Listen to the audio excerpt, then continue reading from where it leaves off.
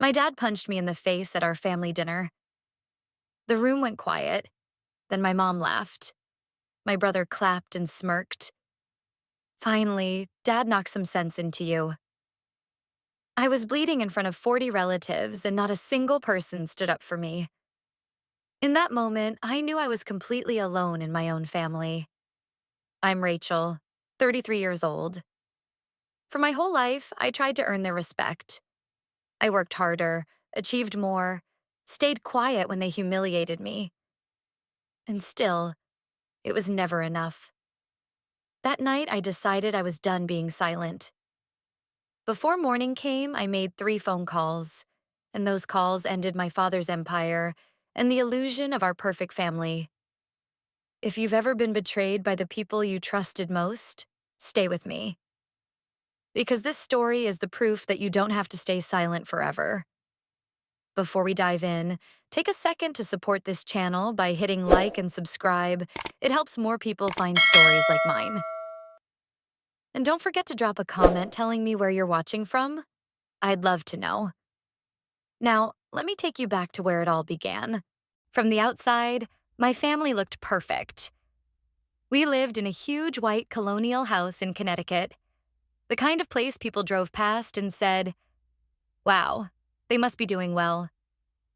The lawn was always trimmed, the garden always blooming, the driveway filled with shiny black cars. My father, Charles Morgan, built his financial firm from the ground up. To the community, he was the picture of discipline, success, and American grit. At church and charity events, people would pat him on the back, saying, "You're an inspiration." My mother, Linda, played her part just as perfectly. Blonde hair curled just right, pearls around her neck, smile frozen in place. She hosted dinner parties where every detail was flawless.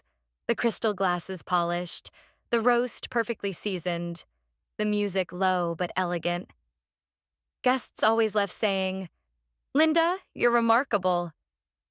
And she would beam, soaking it all in, as if she had everything she ever wanted. And then there was Ethan, my older brother. Tall, confident, already sitting next to my father at board meetings before he even finished college. Dad used to clap him on the back and say, "That's my boy. That's the future of this family." Everyone in the family circle nodded along, as if Ethan's success was inevitable, destined, unquestionable. And me? I was the afterthought. I was the girl standing on the edges of the photographs, smiling because I had to, not because I felt seen. When people asked about me at those parties, my mother would laugh softly and say, "Rachel? Oh, she's still figuring things out. She's just a late bloomer." From the outside, people envied us. They envied the wealth, the cars, the vacations to Europe, the charity balls. But none of them knew what happened once the doors closed. They didn't see the way my father's voice could cut sharper than any knife. They didn't see how my mother's smile vanished the second the guests left. And they definitely didn't see how I sat at the dinner table, small and silent, as my father and brother shared stories of business triumphs while my mother chimed in with rehearsed charm. From the outside, our life was perfect. But once you walked past those polished doors, perfection ended. Inside, I learned very young that love in my family was conditional. And for me, those conditions were never met. I still remember being 7 years old, running home with a math test clutched in my hands. A big red 100% was written across the top. I was so proud. I rushed into the kitchen where my dad sat reading the paper. "Dad, look, I got the highest score in the class." He didn't even glance at the paper. Instead, he folded the newspaper, looked over his glasses, and said, "That's fine, Rachel." "But did you hear? Ethan scored the winning goal in his soccer game today. That's real achievement. That's what matters." I remember the heat rising to my cheeks. I nodded, pretending to be happy for Ethan. But in my little heart, something cracked. It was the first time I realized that no matter what I did, it would never be enough. At 12, it happened again. My mother was on the phone with her friend, her voice carrying down the hallway. "Ethan has your husband's business sense," she bragged. "Rachel? Well, hopefully she'll at least find a successful husband." I froze outside the door, clutching my homework against my chest, my stomach twisting as I realized she didn't see me as someone with a future, just someone to marry off. By 16, I thought I had something undeniable. I won a prestigious economics competition, beating out hundreds of other students. I ran home with the certificate, hoping maybe this time my dad would be proud. He looked at the paper and smirked. "Do they lower the standards for girls now?" he asked, sipping his drink. My mom laughed politely, as if it were just a harmless joke. I felt the ground fall away beneath me. That moment taught me that even my biggest achievements could be turned into nothing. It wasn't just academics. When I brought my first serious boyfriend, Daniel, home for dinner at 22, I thought maybe my family would finally see me as an adult. Instead, the entire meal turned into an interrogation. My father demanded to know Daniel's salary, his career plans, whether he could support a family. My mother criticized my cooking, my dress, even the way I spoke. By the end of the night, Daniel whispered to me, "I don't think they like you very much." And all I could do was laugh bitterly because the truth was, they never had. These memories weren't isolated. They built on each other, year after year, each one cutting deeper. They taught me that in my family, Ethan would always be the star. My parents would always applaud him, and I would always be the shadow. And the more I tried to shine, the harsher their spotlight burned me. As I grew older, the pattern didn't stop. It sharpened. What hurt most wasn't just the absence of recognition. It was how my own family actively worked against me, as if my success was a threat they couldn't allow. When I was 27, I was up for a promotion at my first financial firm. I had worked brutal hours, built relationships with clients, and I knew I was ready. My boss even hinted that the position was practically mine. Then, almost overnight, everything changed. He grew distant, stopped inviting me to meetings, and finally told me, "Rachel, the leadership team just doesn't think you're ready yet." Weeks later, I found out why. One of my colleagues pulled me aside after too many drinks at a work event. "Your dad called the office," he said quietly. "Told the partners you weren't ready for leadership, that you needed more time." My stomach dropped. My own father had sabotaged me, all to keep me in my place. When I confronted him, he shrugged. "I'm protecting you. Leadership is cutthroat, and you're not tough enough. Be grateful." I wanted to scream, but all I could do was swallow the humiliation. It wasn't just my father. My mother had her ways, too. Once, I was scheduled to fly to Chicago for an important client pitch. It was the kind of opportunity that could have advanced my career by years. The night before my flight, my mother called. She said she was sick, too sick to manage a charity event on her own. "Rachel, you have to come help me," she pleaded. "Family comes first." Against my better judgment, I canceled the trip. The contract was lost, and my team never let me forget it. Later, I found out my mother had attended lunch with her friends that very afternoon, perfectly healthy.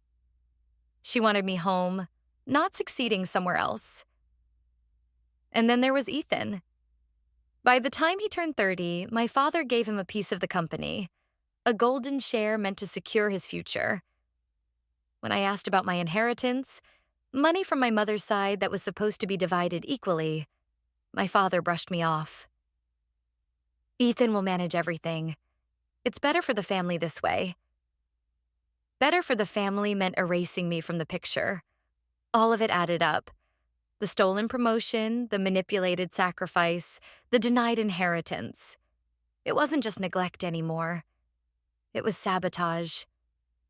They didn't want me to succeed. Not outside the family, not inside it. Not anywhere.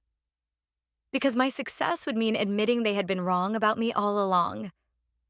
And in my family, admitting wrong was impossible. Each betrayal hardened me. Each time they pulled me down, I learned how to climb back sharper, stronger. But the pain never left. It lived in me, like a constant reminder that blood didn't mean loyalty, and family didn't mean love. By the time I reached 33, I had stopped waiting for their approval. Or at least, I thought I had. Despite every obstacle they threw in my way, I built a career for myself brick by brick. I left the smaller firms and fought my way into bigger ones. I learned to work twice as hard as everyone else, to anticipate sabotage, to keep my head down and let results speak louder than my last name. And the results came. I was offered a senior strategist position at Riverside Capital, one of the most respected financial firms in the country. The kind of offer people dream about. The salary was double what I had been making. The role was prestigious, and the company was known for its integrity, something that mattered to me more than anything after growing up in a house full of lies. I should have been celebrating. I should have felt proud. But in the back of my mind, there was still that voice. The one that sounded like my father, sharp and dismissive. It's not enough. You'll never measure up. And sure enough, when I shared the news with my family, their reaction was exactly what I feared. My mom tilted her head with a polite smile. Riverside? Oh, Rachel, that's sweet. But don't you think the hours will be too much? You'll never find a husband if you're always working. My father scoffed outright. Riverside is a competitor, Rachel. It's not loyalty, it's betrayal. You're playing with fire. Ethan just smirked. Congrats, sis. Another spreadsheet to babysit? They didn't see the late nights, the sacrifices, the years I spent proving myself in an industry that eats people alive. They only saw a daughter who, no matter what she accomplished, would never be Ethan. Never be enough. What cut deepest wasn't just the insults. It was how small they made my achievement sound. I remember standing at one of my mother's charity luncheons, listening as she introduced me to her friends. This is my daughter, Rachel. She's playing business right now, but she'll settle down eventually. Playing business, as if the endless hours, the blood and sweat I put into my career were just a game. As if my only true purpose was to find a man. Sometimes I would lie awake at night in my apartment, staring at the ceiling, wondering why I still cared. I had the job, the title, the salary. I didn't need their approval. But deep down, I realized the truth. Part of me was still that little girl holding up her math test, hoping someone would finally say, "I'm proud of you." That hope was what led me back to the family reunion. I thought, maybe if I shared my news in front of everyone, they'd finally have to acknowledge me. Maybe this time would be different. I couldn't have been more wrong. After years of biting my tongue, I told myself this reunion would be different. I had something undeniable now. Riverside Capital wasn't just another job. It was a place at the top of the industry, a role that even my father couldn't dismiss. Or at least, that's what I believed. The invitation came the same way it always did. A formal email from my mother with the subject line, Annual Morgan Family Gathering. Same mansion, same guest list of 40 relatives, same unspoken rules about who sat where and who was worthy of attention. Most years, I dreaded it. I'd show up, smile politely, and leave feeling smaller than when I arrived. But this year, I felt a flicker of hope. In the week leading up to the dinner, I rehearsed what I would say. In the mirror, I practiced my announcement. I've accepted a senior strategist position at Riverside Capital. I pictured my father's stern face softening, my mother clapping politely, even my brother nodding grudging respect. I knew it was naive, but part of me wanted to believe that success could change the story. that maybe this time the script would be rewritten. On the day of the reunion, I stood in front of my closet for nearly an hour before choosing a navy blue dress. Professional but elegant. The kind of outfit that said, I'm not a child anymore. I added a touch of lipstick. Not too bold, just enough to feel like armor. Looking in the mirror, I whispered to myself, tonight they'll finally see me. The drive to my parents' house felt heavier than usual. The closer I got, the more the old feelings crept in. The knot in my stomach, the tightness in my chest, the voice that whispered, don't mess this up. Don't give them another reason to laugh. Yet I held on to the thought that maybe, just maybe, this was my chance to reclaim something. When I pulled into the circular driveway, the scene was exactly as I remembered. Luxury cars lined up like trophies, laughter spilling from the patio, wait staff moving briskly through the glass doors. My mother opened the front door before I even knocked, her eyes scanning me up and down. Rachel, dear, she said, her smile tight. You finally made it. Everyone's already here. She leaned in for an air kiss, careful not to smudge her makeup, then added, that dress is a bit formal, isn't it? And you look thin. Are you eating properly? The words stung, but I swallowed them. Tonight wasn't about small battles. Tonight was about one big declaration. As I walked inside, relatives greeted me with polite smiles, the kind that vanish as soon as you turn away. I heard Ethan's voice before I saw him. He wrapped an arm around my shoulder and chuckled. Little sister's still playing with spreadsheets. He didn't even give me time to respond before turning to Aunt Jean and bragging about closing a 7-figure deal. She beamed at him, then glanced at me as if I were a child tagging along. I kept walking, each step heavier than the last. The house looked the same, but it felt smaller, suffocating. And yet, underneath the weight of their dismissals, something inside me burned brighter. I wasn't the little girl begging for approval anymore. I was a woman with a career, a voice, and the courage to use it.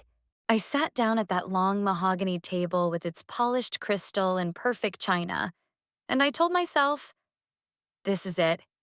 Tonight they'll hear me. I didn't know then that the night would end with blood on the tablecloth. When I walked into the dining hall, the first thing I noticed wasn't the food or the glittering chandelier overhead. It was the table. The long mahogany table stretched nearly the length of the room, polished until it gleamed under the light. And like always, the seating chart told the whole story. My father sat at the head, of course, shoulders squared, glass of wine in hand, as if the entire family had gathered only to witness his reign. Beside him was Ethan, leaning in, whispering something that made Dad laugh loud enough for the whole table to hear. Across from them, my mother, perfectly poised, pearls shining against her black dress, her seat of honor never questioned. And me? My place card was halfway down the table, tucked between two distant cousins who barely remembered my name. It seems like such a small thing, where you sit. But in my family, it wasn't. The head of the table meant power. The first few seats meant recognition. The rest, well, the rest was for everyone else. And that night, once again, I was everyone else. I stood there for a moment, staring at that little white card with Rachel, written in elegant cursive. My stomach twisted. After everything, after years of clawing my way up in my career, after finally landing a position at Riverside Capital, I was still not worthy of a place near them. I pulled out the chair slowly, feeling eyes on me. A cousin to my left smiled politely. Hi, Rachel. Long time. Then he turned immediately to the uncle on his other side, launching into a story about his new boat. I wasn't part of the conversation. I wasn't expected to be. From down the table, I could hear the booming voices of my father and Ethan carrying over everyone else's chatter.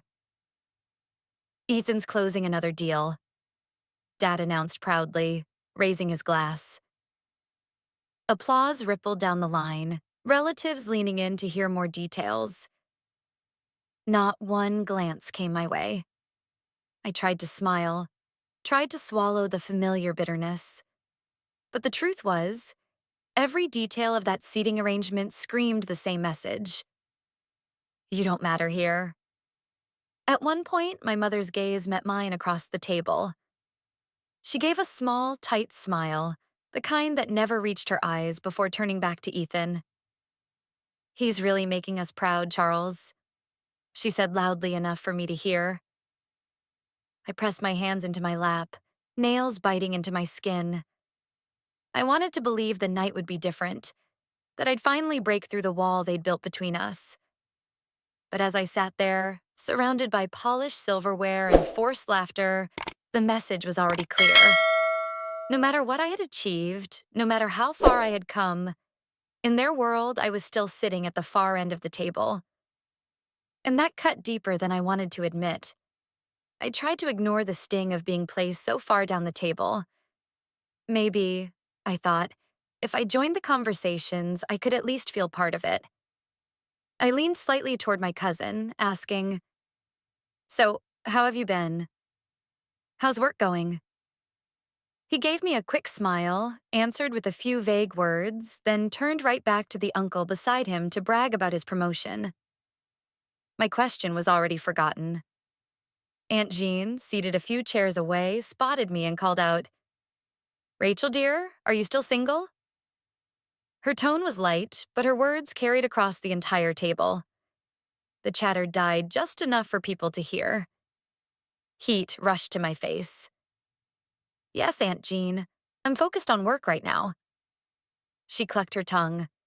"Well, don't wait too long. A woman should settle down before it's too late." Laughter broke out. Soft, polite, but sharp enough to cut. Ethan leaned forward, voice carrying clearly from his place near Dad. "Don't worry, Jean. Rachel's married to her spreadsheets.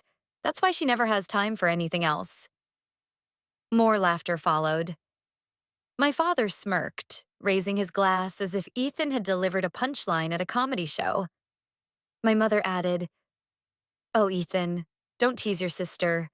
She just hasn't found her path yet." Her words were meant to soften the blow, but they only twisted the knife. I wanted to shout that I had found my path, that I was thriving in it. But instead, I forced myself to sit straighter, to hold my tongue. Tonight, I would wait for the right moment. A cousin on my other side turned to me, eyebrows raised. "What exactly is it you do again? Finance, right? Something like that?" I opened my mouth to explain, but before I could finish a sentence, another voice cut in. "Not like Ethan. He's already handling million-dollar deals with your father." The attention shifted instantly, everyone eager to hear more about Ethan's latest triumph. I sat there, my words dying in my throat, while Ethan launched into a story about closing a partnership. He made it sound effortless, as if he were born for greatness. Every nod, every smile around the table confirmed it. In that moment, I felt invisible. I could have shouted about my achievements, my late nights, the offer from Riverside Capital waiting in my inbox. But here, none of it mattered. To them, I was still the girl playing business, the daughter who would never measure up to her brother. And the worst part? I realized that even if I told them everything, they'd still find a way to laugh. So I stayed silent, my heart pounding, waiting for the right chance to prove them wrong. The laughter still lingered in the air from Ethan's latest story when I finally decided I couldn't stay silent anymore. My palms were damp under the table, but my chest burned with something stronger than fear. This was the moment I had been rehearsing for all week. I rose slowly, my chair scraping against the polished floor. Conversations dimmed and heads turned. I cleared my throat, forcing my voice steady. "I have something to share," I began, my eyes sweeping the length of the table. "I've accepted a senior strategist position at Riverside Capital." For a second, the room was silent. Forks paused midair. Then a few murmurs rose. Polite nods from distant relatives, a half-hearted clap from a cousin. But at the head of the table, my father's face hardened like stone. "Riverside?" he barked, his voice cutting through the quiet. "You mean the competitor I've been battling for 20 years? And you stand in my house and call that an accomplishment?" My stomach twisted, but I lifted my chin. "Yes, Dad. It's a major firm. One of the most respected in the country. They wanted me for my expertise, not my last name." Across from him, my mother's lips tightened. "Rachel, don't embarrass yourself. Riverside may look shiny now, but it's a betrayal. Decline tomorrow and we'll forget this nonsense." My throat burned. It's not nonsense. It's the biggest step of my career. And I earned it on my own. Ethan leaned back in his chair, smirking. "Oh, come on, Rachel. Riverside hired you because they want to poke Dad in the eye. You think babysitting spreadsheets makes you equal to him? Empires aren't built with Excel formulas." Laughter trickled down the table again, softer this time, but sharp as ever. I gripped the edge of the table, anger rising in me like a tide. "This isn't about you, Ethan. It isn't about Dad. It's about me. I've worked for this. I've sacrificed for this. And for once, I won't let you reduce it to nothing." My father slammed his wine glass down so hard the stem cracked. "Ungrateful. After everything I've given you, this is how you repay me? By crawling to my enemies?" I met his glare, my voice steady, though my hands trembled. "You didn't give me this, Dad. You tried to take it from me. Every step of the way. But I made it anyway. And I'm not crawling, I'm standing." The room fell into an uneasy hush. Some relatives shifted in their seats, eyes darting between us. No one spoke. No one defended me. And in that silence, I realized this wasn't just about Riverside or my career. This was about control. To them, loyalty meant obedience, and success that didn't serve the family was betrayal. But I wasn't going to bow this time. Not anymore. My father's glare could have cut glass. His knuckles tightened around the broken stem of his wine glass, and his voice thundered across the table. "You think you're standing tall, Rachel? You're standing on sand. Without this family, without me, you're nothing. Nothing." The words hit like stones, but something inside me finally pushed back. I straightened, feeling every eye on me, my pulse pounding in my ears. "I am not nothing," I said, my voice shaking but loud enough to carry. "I built this career without you. Every promotion, every deal, every long night, I did it while you sabotaged me. And I still rose." Gasps rippled down the table. Relatives glanced at one another, wide-eyed, as though I'd committed the ultimate crime by speaking the truth out loud. My mother leaned forward, her tone sharp but sugar-coated. "Rachel, stop this. You're making a scene." I snapped my gaze to her. "The scene was made years ago when you laughed at me for winning awards, when you stood silent while he tore me down. Don't pretend this is about dignity." Her mouth opened, then closed again. For once, she had no polished line ready. My father's face turned crimson. He slammed his palm against the table so hard the silverware rattled. "How dare you? I put a roof over your head, food on your plate, and this is the thanks I get? Insolence at my own table?" My chest heaved, but I didn't back down. "You gave me a roof, but never a home. Food, but never love.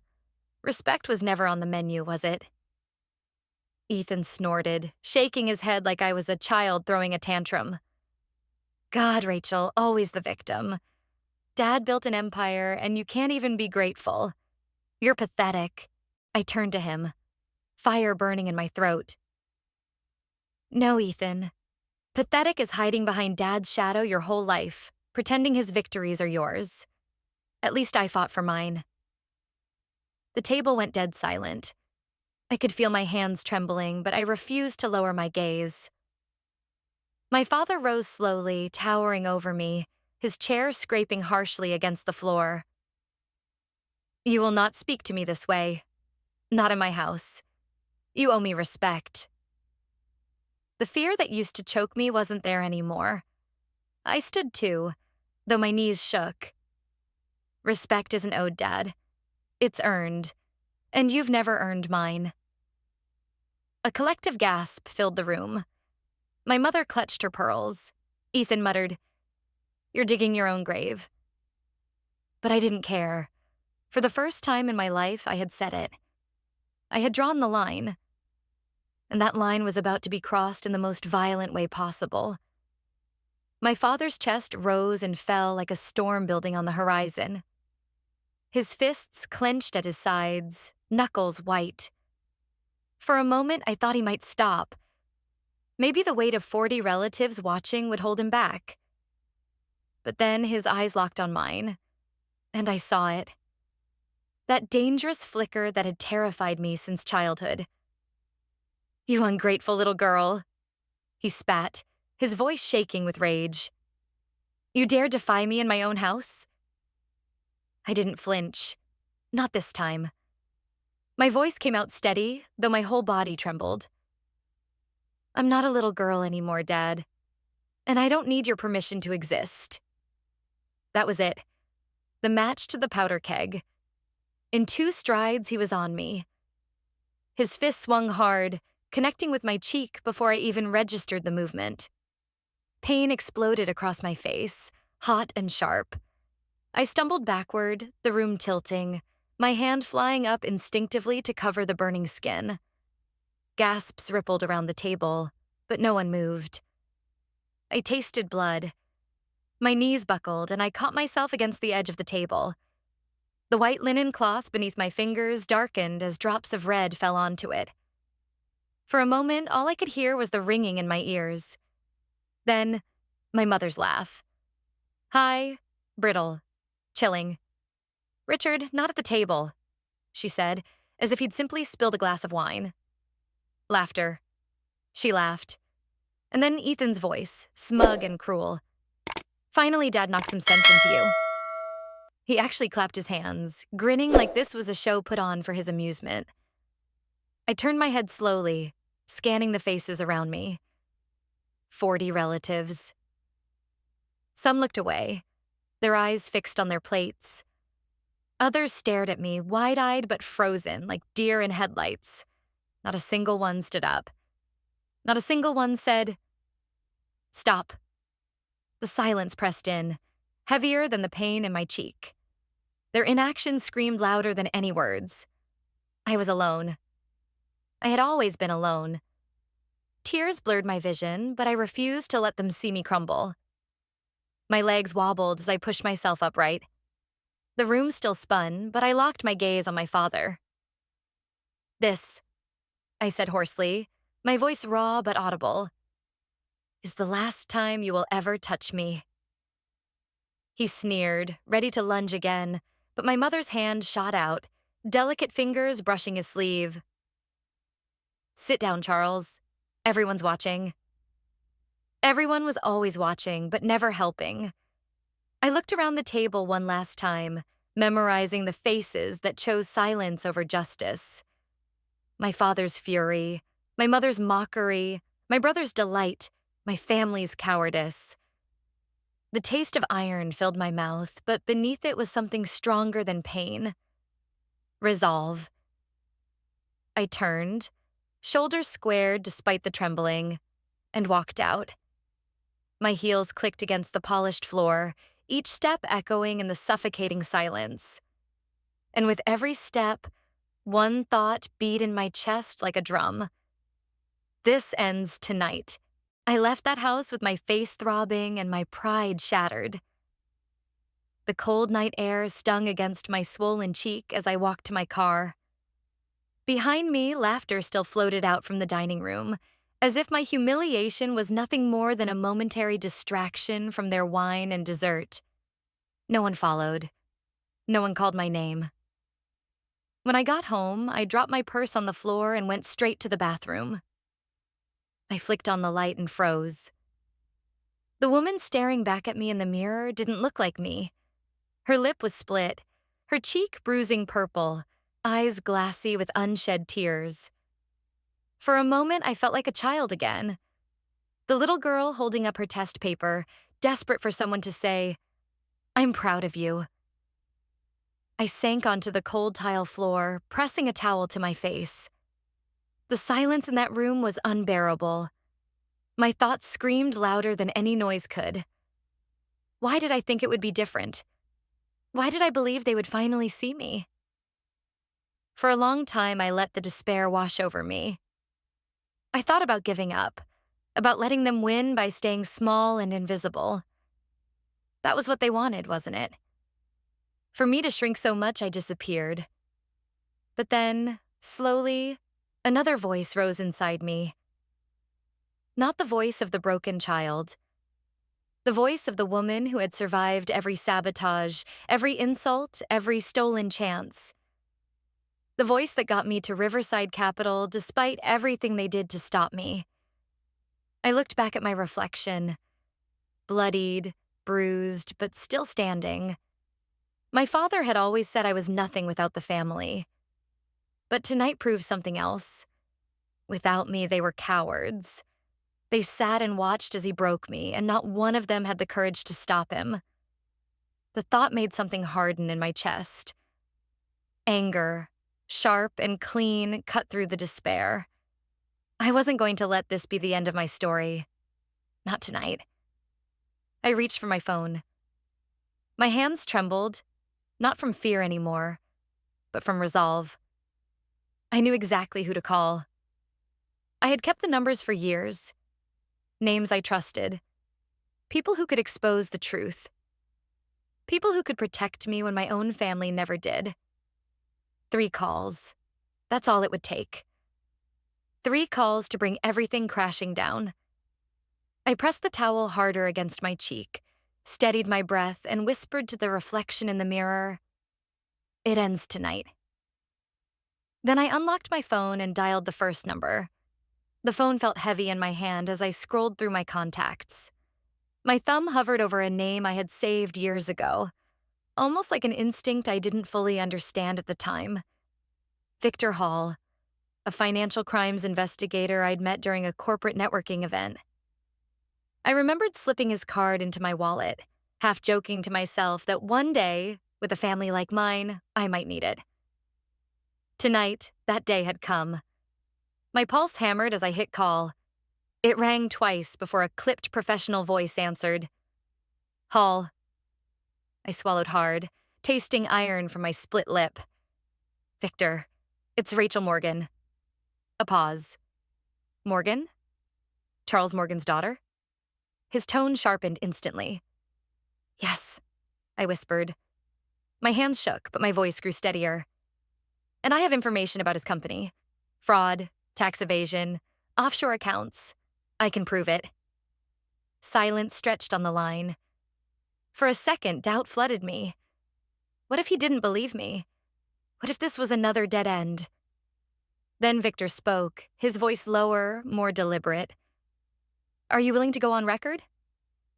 I closed my eyes. I saw the dinner table again. My father's fist, my mother's laugh, Ethan's smirk, 40 relatives frozen in silence. And I knew my answer. "Yes, whatever it takes." Victor's tone shifted. "All right, Rachel, tell me what you have." I rose from the bathroom floor and walked to my desk, pulling open the bottom drawer. From beneath a stack of old notebooks, I slid out a USB drive I had hidden years ago. I had stumbled across incriminating files while helping my father with busy work in college. Documents that never made sense to me until I began working in finance myself. False earnings reports, shadow accounts, suspicious wire transfers. I had copied them quietly, telling myself I was paranoid. Tonight, paranoia had become prophecy. I have documents, I said into the phone, my voice firm now. Internal financial reports, altered statements, accounts that don't exist on paper but move millions overseas. I can get them to you. Victor exhaled slowly. Rachel, do you realize what you're saying? This could take down Morgan Financial. This could take down your father. I pressed the cold USB drive into my palm, gripping it like a weapon. Good. For the first time all night, a fierce clarity lit up inside me. My father had built his empire on lies, crushing anyone in his way, including me. Tonight, I had decided I wasn't going to be another casualty. Bring me everything tomorrow morning, Victor said. And Rachel, this won't be easy. Once you start, there's no going back. I stared at my reflection in the dark window, the bruised face of a woman who had already lost everything worth keeping in that family. I don't want to go back. When I hung up, my hand still trembled, but not from fear. For the first time in my life, I felt like I had struck the first blow. After I ended the call with Victor, I sat for a moment in the dark, my phone heavy in my hand. My chest rose and fell quickly, adrenaline still coursing through me. Exposing my father's company felt like tearing open a dam, but that wasn't enough. Not yet. Because tonight wasn't only about corruption, it was about violence. His fist on my face, the taste of blood, my mother's laugh. If I stayed silent about that, I'd be no different from the 40 people who watched and did nothing. I scrolled again, my thumb pausing over another number I had saved months ago after attending a women's leadership event. Samantha Brooks, a lawyer known for protecting victims of abuse and standing up against powerful men. I never imagined I'd actually call her. But tonight, I pressed dial. She picked up quickly. This is Samantha. I hesitated, my throat tightening. For a moment, shame tried to crawl back in. Shame that I had been hit, that I had let it happen. But I forced the words out. Samantha, my name is Rachel Morgan. My father assaulted me tonight. Her voice softened immediately, the clipped professional tone replaced by something steadier, warmer. Rachel, I'm so sorry. Are you safe right now? I nodded even though she couldn't see me. Yes, I'm home. But he hit me, in front of everyone, and no one did a thing. There was a pause, then her voice came firm, like steel wrapped in velvet. Then we'll do something. We'll file for a restraining order. And if you're ready, we'll press charges. Tears stung my eyes, not from pain, but from the sheer shock of someone finally saying, we. Not you should. Not stay quiet. But we. I am ready, I whispered. I don't want to hide it anymore. He doesn't get to keep doing this. Good, Samantha said. We'll start tomorrow morning. I'll send you the forms tonight and I'll be with you every step of the way. I closed my eyes, gripping the phone tightly. My whole life I had been told to stay silent, to protect the family name. And here was someone telling me the exact opposite, that silence was no longer required, that the law could be on my side. When we hung up, I leaned back against the wall, letting the moment sink in. The bruise on my cheek still throbbed, but for the first time, the pain didn't feel like a mark of weakness. It felt like evidence. Evidence that would finally be used against the man who thought he was untouchable. I wiped the last of the blood from my lip, a grim smile tugging at the corner. 2 calls down. My father's empire was already cracking, financially, legally. But there was one more blow I needed to strike. The one that would rip his mask off for the whole world to see. And I knew exactly who to call next. 2 calls had been made, and with each one I felt a piece of the chains around me snap. But I knew my father. He didn't just live on money or power. He lived on reputation. Charles Morgan wasn't simply a businessman. He was an icon in our community, the self-made man, the philanthropist, the proud father of a perfect family. That mask had to be ripped away. I opened my contacts one last time, scrolling until I found the name Mark Thompson. He was an investigative journalist, notorious for exposing corruption in finance and politics. We'd crossed paths once through a colleague. I had kept his number, telling myself I'd never use it. But tonight my father had left me no choice. My thumb pressed dial. After 2 rings, a gravelly voice answered. Thompson. I swallowed. Mark, this is Rachel Morgan. I have a story for you. It's about my father. There was silence on the other end, then a sharp intake of breath. Charles Morgan's daughter? What kind of story are we talking about? I stood, pacing the length of my living room, feeling the weight of every word. Fraud, corruption, tax evasion, violence. My father built his empire on lies, and I have proof. I'm done protecting him. His tone shifted instantly, from curious to hungry. Go on. So I told him. I laid it all bare. The falsified reports, the offshore accounts, the manipulated deals. I described the files sitting on the USB drive, ready to be handed over. I didn't stop there. I told him about the abuse, the way my father had hit me that very night, in front of 40 witnesses who stayed silent. The way my mother laughed, the way my brother applauded. Mark didn't interrupt. He just listened, the occasional scribble of his pen scratching faintly through the receiver. When I finished, my voice shaking but unbroken, he exhaled. If even half of what you're saying checks out, this isn't just a story, he said slowly. It's front page. It's headlines. It's the end of Charles Morgan's empire. A shiver ran through me. For years, my father had silenced me with fear, with control, with his reputation. But tonight, I had given that reputation to someone who could destroy it. Rachel? Mark continued, his voice firm now. This won't be easy. You'll be dragged through the mud. Your family will fight back hard. Are you sure? I pressed a hand against the bruise on my cheek, wincing at the tenderness. Then I whispered, steady and certain. I've never been more sure of anything in my life. When I hung up, the silence in my apartment wasn't suffocating anymore. It was empowering. For the first time, the truth was no longer mine to carry alone. It was out there, alive, unstoppable. 3 calls, 3 strikes. My father had always believed he was untouchable, but tonight I had touched everything he held dear. His money, his power, his image. And I knew. The empire was already beginning to crumble. When I ended the 3rd call, I just sat there with the phone in my lap, my apartment utterly still around me. The silence was no longer heavy. It was powerful. Hours earlier, I had walked out of my parents' house broken, humiliated, bleeding. Now I sat here not as their victim, but as the woman who had just declared war.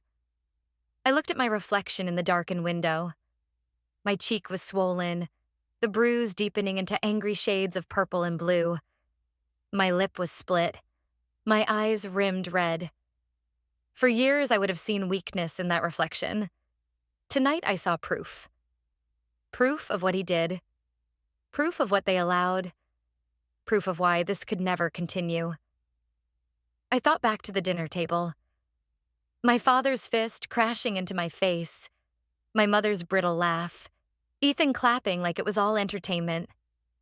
40 relatives frozen in their silence. For so long, I had blamed myself for not being enough. For not being good enough, smart enough, worthy enough. But in that moment, replaying it all, I finally understood. The problem was never me. It was them. Their silence, their cruelty, their refusal to see me. And now, their silence would cost them everything. The first call had put my father's finances under a microscope. The second had ensured the law would come knocking on his door. The third had guaranteed that the world would see him for what he truly was. 3 calls, each one a strike at the foundation he had built his entire life on. I leaned back, closing my eyes, and for the first time in years, I felt control. Not the illusion of control I chased as a child, begging for approval. Real control.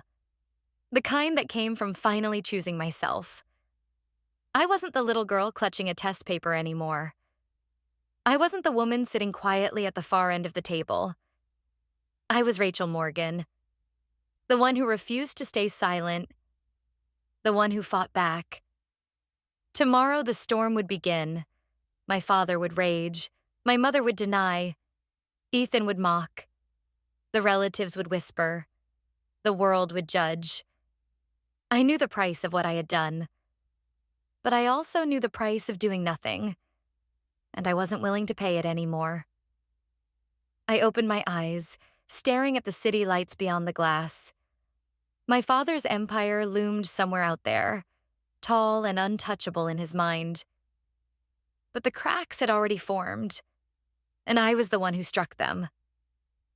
I whispered to myself, steady and unshakable, "It ends with me." Tonight, it finally ends. The morning after those 3 calls, the world shifted. I woke to the sound of my phone buzzing nonstop. Texts, emails, news alerts. My hands shook as I unlocked the screen. And there it was, splashed across headlines I never thought I'd see.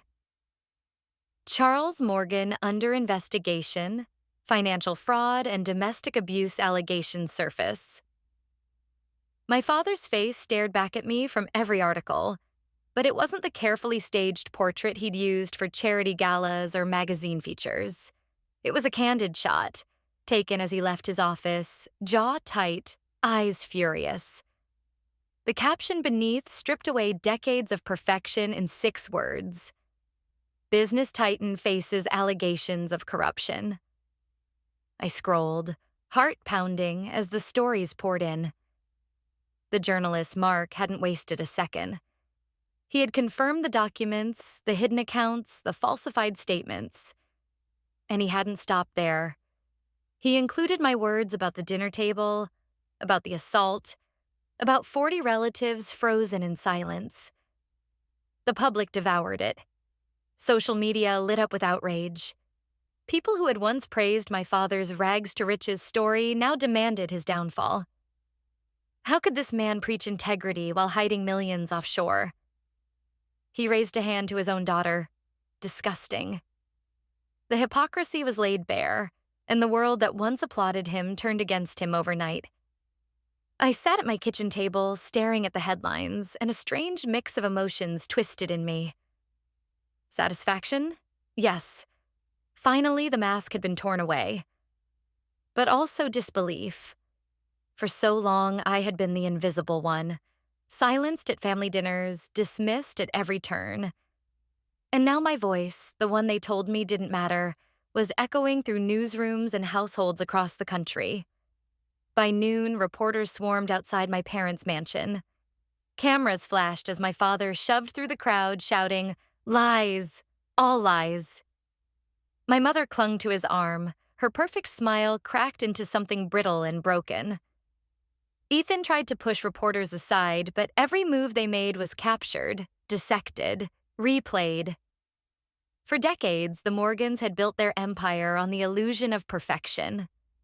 The polished house, the charity galas, the golden son, the dutiful wife. And me, the daughter they tried to erase. Now the world could finally see what I had always known. Behind the glittering facade was rot. I sipped my coffee, my hands still trembling, and whispered to myself, "The truth is louder than the lie."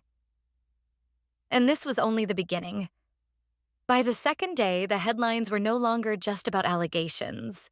They were about investigations. Federal agents raid Morgan financial offices. SEC freezes assets pending fraud inquiry. I stared at the live footage on my laptop, watching agents in dark jackets carry box after box of files out of the glass building that had once felt untouchable. The Morgan Financial logo gleamed above the entrance, but beneath it, employees whispered, reporters shouted questions, and my father's name became synonymous with scandal. My phone buzzed with another notification. Stock alert. Morgan Financial down 37%. Investors were fleeing. The empire he built over 3 decades was unraveling in a matter of hours. I knew my father. He would be furious, scrambling behind closed doors, calling in every favor, every politician, every executive who owed him something. For years, he'd thrived on power, bending rules because he believed rules didn't apply to him. But now, the rules had teeth. That night, I heard from Victor Hall, the investigator I had called. His voice was calm, professional, but I could hear the weight of the case even through the phone. Rachel, the evidence you gave us, it's damning. Offshore accounts, falsified earnings, insider trading. We're building a strong case. But you need to be ready. He's going to fight like hell. I swallowed hard. He's been fighting me my whole life. I'm ready.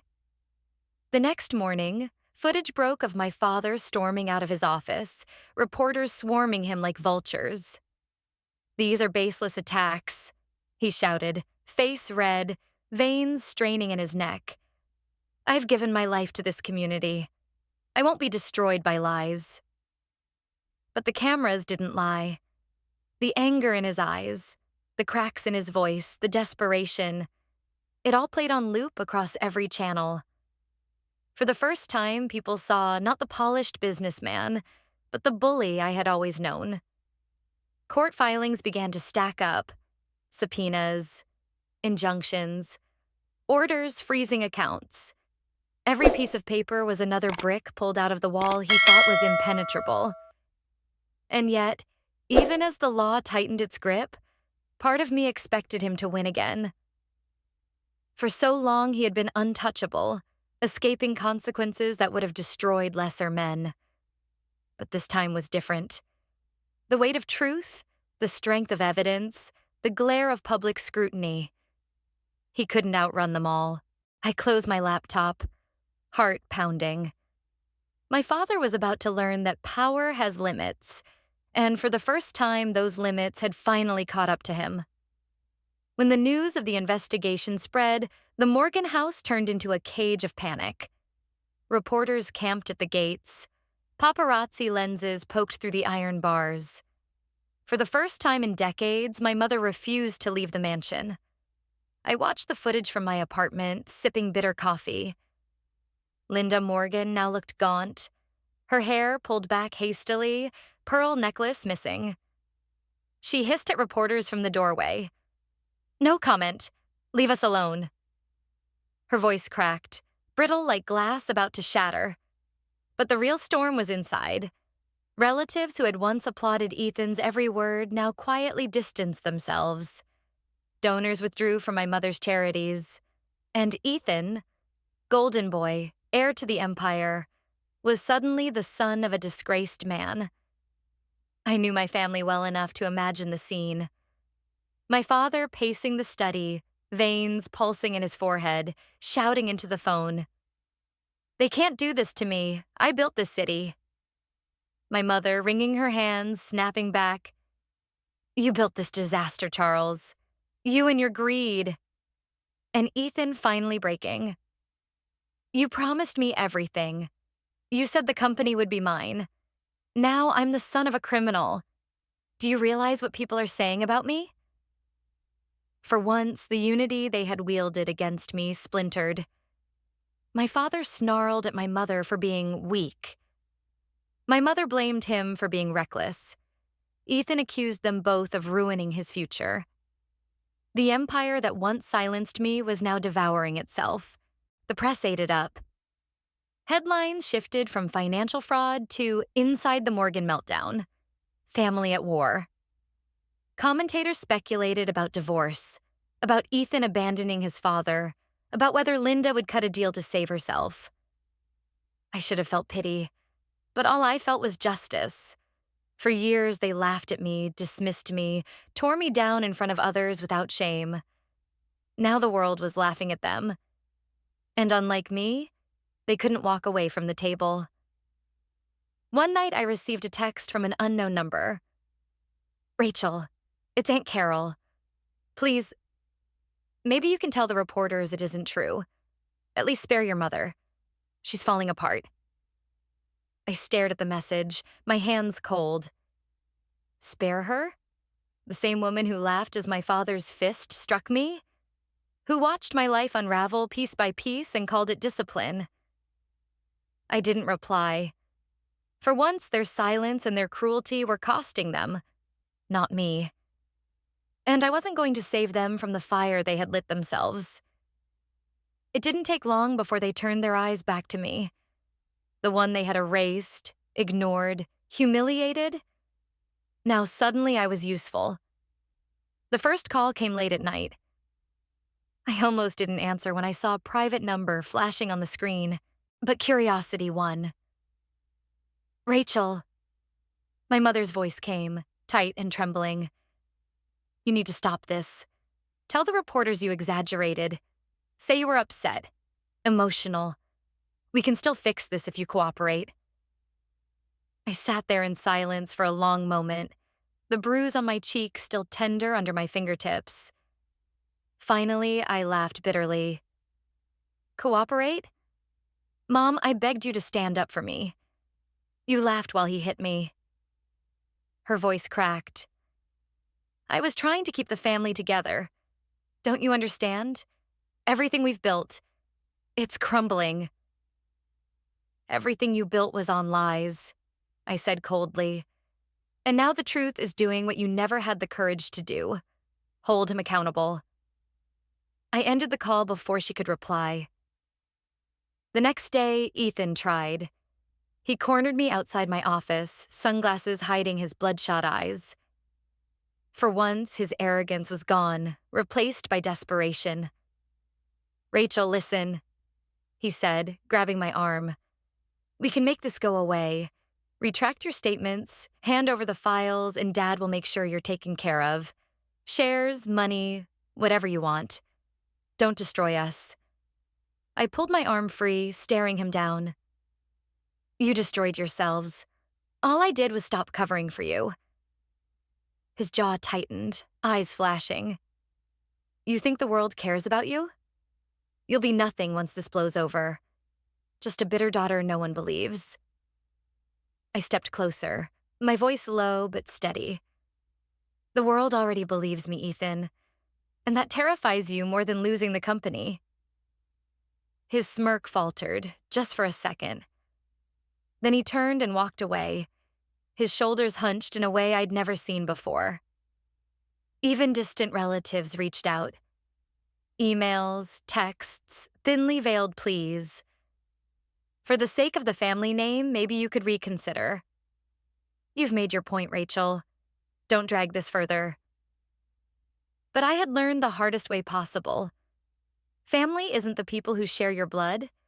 It's the people who stand beside you when it matters. And not one of them had stood beside me.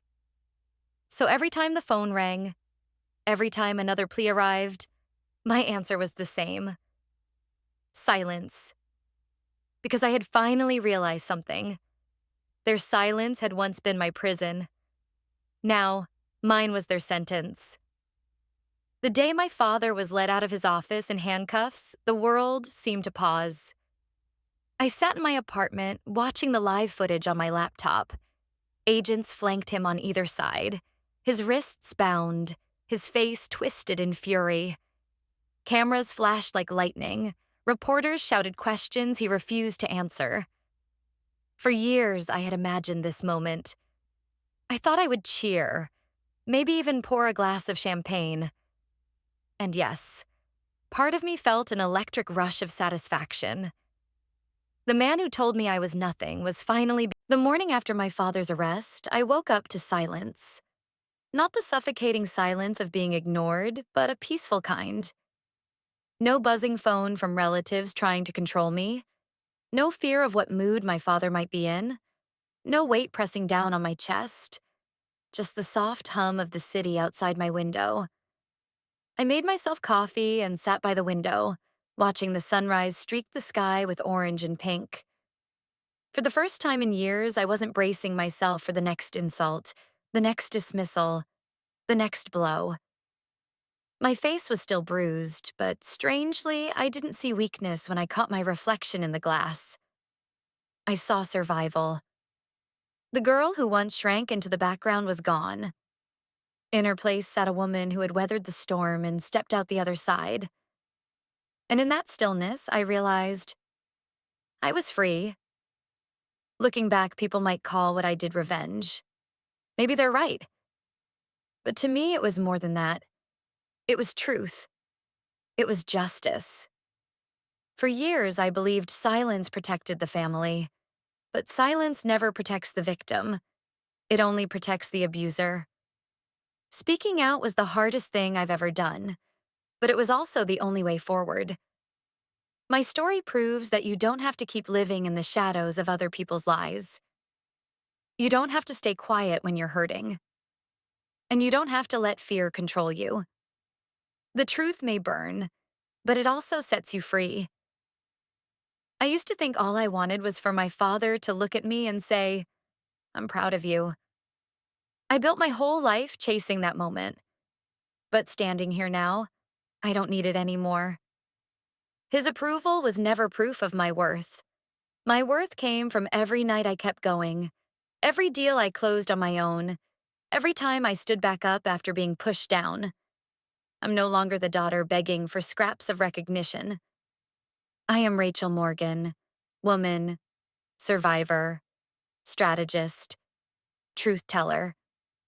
And finally, I am enough for myself. If you've listened this far, maybe you felt it too. That sting of being silenced by the people who should have protected you. Maybe you've been the invisible one at your own family's table, or the voice no one wanted to hear. I want you to know this. Your voice matters. Your truth matters. And no matter how powerful the people against you seem, silence is never the answer. You have the right to stand up, to walk away, to build a life where you are no longer small. If my story shows anything, it's that even in the darkest families, even in the most suffocating silence, there is a way out. This is where my story ends. But maybe it's where yours begins. For 33 years, I let silence define me. I let other people decide who I was, how much I was worth, and whether my voice mattered. And the night my father hit me in front of 40 people, I thought that silence would swallow me forever. But I chose differently. I chose to speak. And by speaking, I didn't just end his empire. I ended the lie that I was powerless. If you've ever felt invisible, if you've ever been told to stay quiet for the sake of family, then you already know why stories like mine matter. Because silence protects them, never you. The moment you tell the truth, you take back your life. That's why I share this. Not just for me, but for anyone who needs to hear it. And if you believe stories like this deserve to be heard, I ask you to stand with me. Hit like, subscribe, and share this video. Not because it helps the channel, but because it helps the next person who feels trapped in silence realize they're not alone. This is Hidden Family Revenge Stories. And here, we prove that even when the people closest to you betray you, your voice is still strong enough to change everything. Because this is where silence ends and truth begins.